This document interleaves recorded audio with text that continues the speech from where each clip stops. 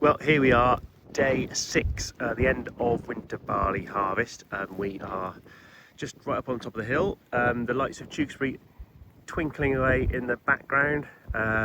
Finished New England and the Warren today, so some of our larger fields up here.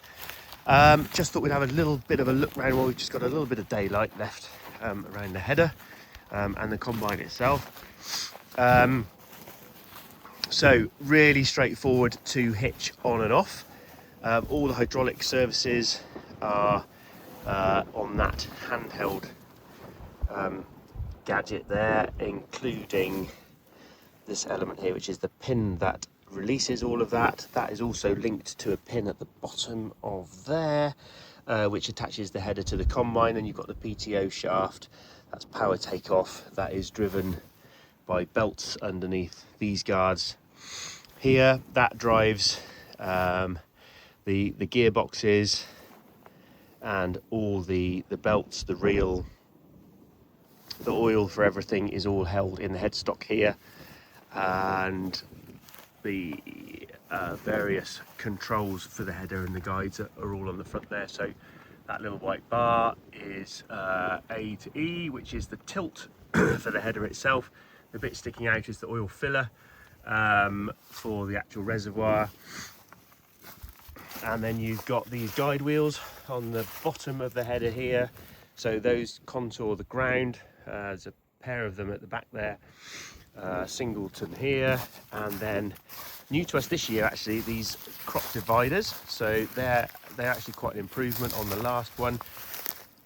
And that will put a little bit of a partition, if you like, between the crops, especially good on laid crops. You've got the knife sections here. I don't know whether you can really see, but these are hollow knife sections, so there's actually a hole in the middle of there, which is great because that keeps the weight down on all those knife sections. The fingers stick out. Then you've got a wider belt on this combine header, which is just means that there's an awful lot more space for bulkier crops to sit on.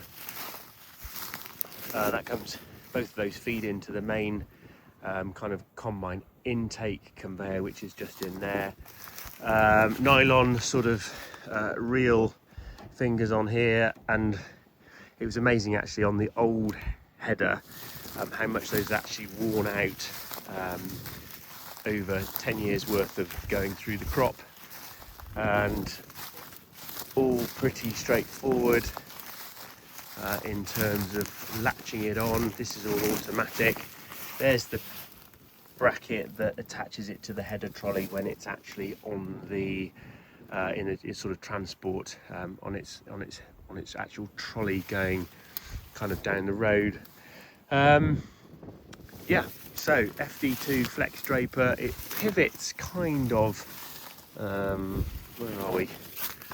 Kind of somewhere just in the bottom of there. Bit of a job to see that working, but hopefully we'll see it when we get going again.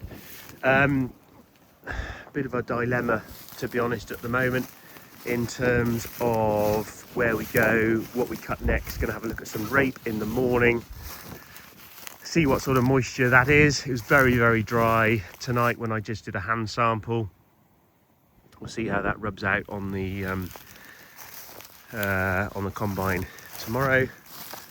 On the back of here, this is the Redekop SCU seed control unit, and basically the weed seeds that go through the sieves end up in these mills, which are in here.